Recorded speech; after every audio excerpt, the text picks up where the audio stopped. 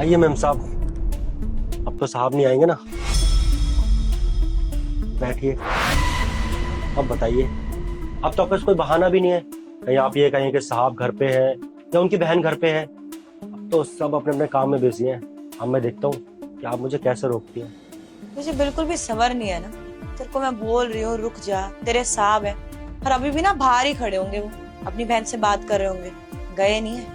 इतना भी रिस्क नहीं लेना चाहिए, अगर फंस गए ना बहुत बड़ी प्रॉब्लम हो जाएगी। कोई बात नहीं मैम साहब, साहब का क्या है, बाहर से अपनी बहन से पूछताछ करेंगे कि उसकी पढ़ाई कैसी चल रही है, बस वो वहीं कहीं निकल जाएंगे। और उनकी बहन पढ़ाई में बिजी हो जाएगी। रह गए हम दोनों इस कमरे में अकेले।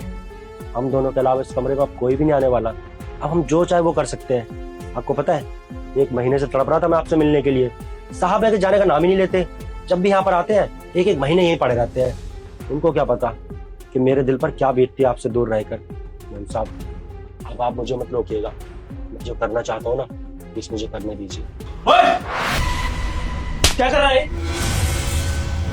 क्या कर रहा है ये? सनी, तुम तो बिजनेस मीटिंग के लिए बाहर गए थे ना, और 2-3 हफ्ते बाद आते। आ, अभी वापस कैसे आ गए?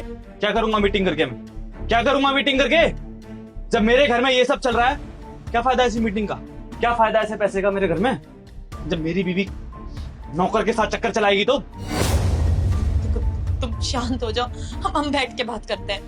बैठ के बात करने नहीं आया हूं मैं यहाँ पर। अब मैं यहाँ फैसला करने आया हूँ। जितना बैठ के बात करनी होती ना